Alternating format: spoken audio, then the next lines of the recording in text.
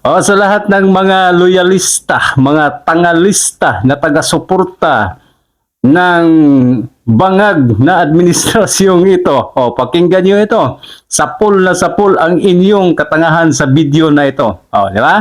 Kaya ito, pakinggan nyo ang inyong isa sa mga tanga mga kababayan na nagpapakalat ng mga paninira kay Senador Marcoleta. Ito, pakinggan nyo ang isa sa inyong mga idolo. Imulat ninyo ang inyong mga mata, buksan ninyo ang inyong mga tenga para magising kayo sa katotohanan na kayo pala ay sobra na sa katangahan. Oh, ito. Tanong lang po, issue lang po. Magaling ba talagang abogado si Senador Rodante Marcoleta? Nako, sobrang galing po. Kasi ito nung makilala ko, congressman na siya. Pero hindi ko siya nakikita ng personal, hindi ko siya nakakausap ng personal. Oh, di ba? Sobrang tanga. Oh.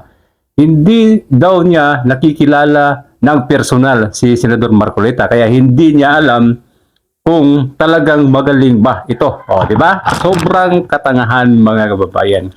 Hindi mo kailangan makilala ang isang tao para malaman mo ang kaniyang ugali, kung talagang magaling ba o hindi. Oh, di ba? Lalo na pagdating kay Senador Marcoleta na sobrang sikat na sikat ngayon. Pati sa mga international news talagang hinahabol po siya mga kababayan. Okay? Pero ito si Mike Abe na isang tangalista hindi niya raw kilala mga kababayan. Nako po, buti pa hindi mo na sinabi para hindi ka magmumukhang tanga. Buti pa hindi mo na naitanong kung talagang magaling ba itong si Senador Marcoleta kasi nagmumukha kang ingot. Di ba? Oh, tuloy pa natin mga kababayan. Ito. Sa mga interview lang sa radyo at TV noong mga panahong yon. Eh kayo ba nakakakilala kay Marcoleta? Siya ba talagang isang magaling, brilliant na lawyer? Hindi lang magaling, brilliant talaga. Oh, di ba?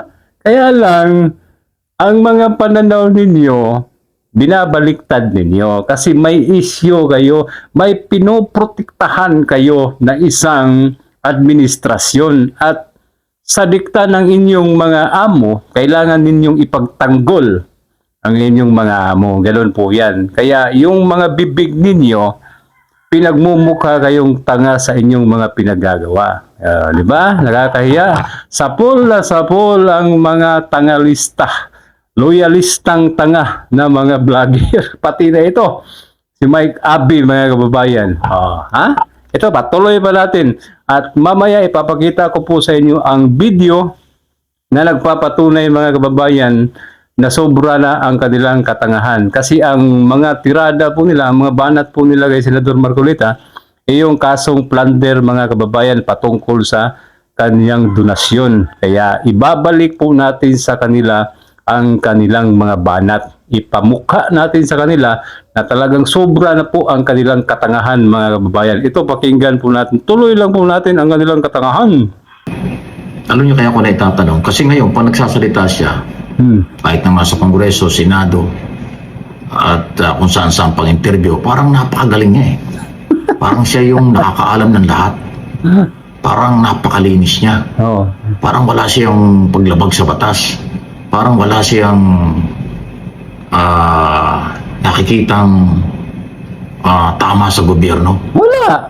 Laging pinanindigan niya siya ang tama. Talagang maging wala. Sa Senado, maging sa debate at kung saan pinanindigan na siya ang tama. Mali yung iba. Kaya ko na itatanong. Yung kasi yung public perception na parang magaling. Hindi parang. Ito kaya yan. Ngayon, Hindi parang mga kababayan. Talagang magaling si Senador Marcoleta. Kaya kapag may kadebate si Senador Marcoleta, lalo na po yan si Pinky Lacson, talagang namumutla. Kita naman po natin mga kababayan, talagang namumutla si Lacson kapag ang kaharap niya si Marcoleta, di ba? Kaya ang mga banat ni Lacson, pamimersonal na lang. Ganun po ang nangyayari. At karamihan sa inyo dyan, lalo na po yung kalbo na si Llamas, na ang banat talagang personal, kasi wala silang maibabato kay Senador Marcoleta mga kababayan. Kaya ang tawag po talaga sa kanila, tangalista na mga loyalistang tanga mga kababayan. Okay?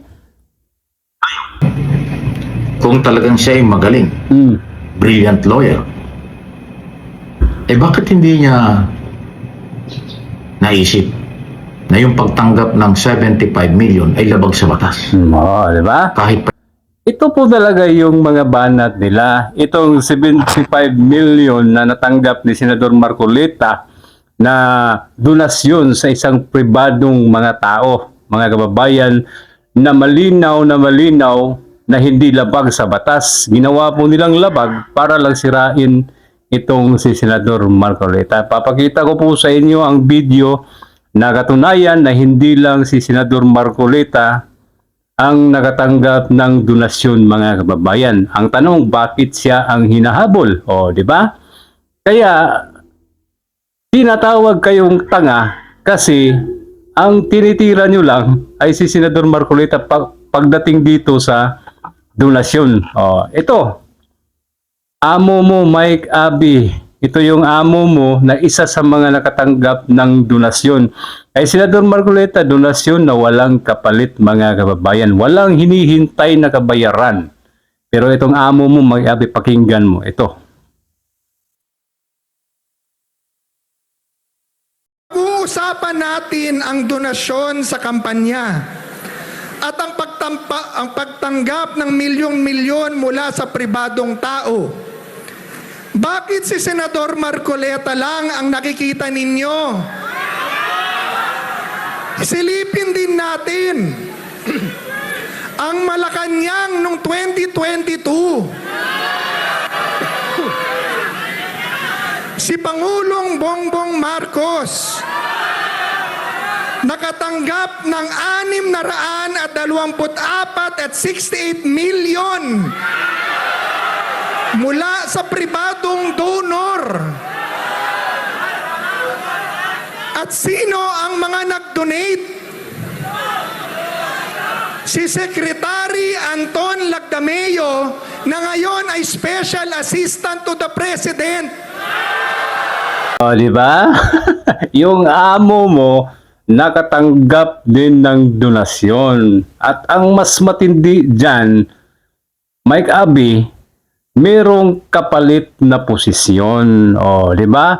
Lumilitaw ngayon na ikaw at ang kasama mong mga loyalista ay sobrang tanga ninyo pagdating dito sa isyu kay Marcoleta. O, di ba? Malinaw na? O, tuloy ba natin? 247.32 million pesos. Ano siya ngayon? Espesyal na assistant ng Pangulo sa Malacanang Gabinete. Pangalawa, si Mel Robles nag-donate ng 30 milyong piso. Ngayon, siya ang General Manager ng PCSO. Nako po! Lahat ng mga nag-donate, mga kababayan, meron po talagang kapalit na posisyon. O, di ba? O, litaw na.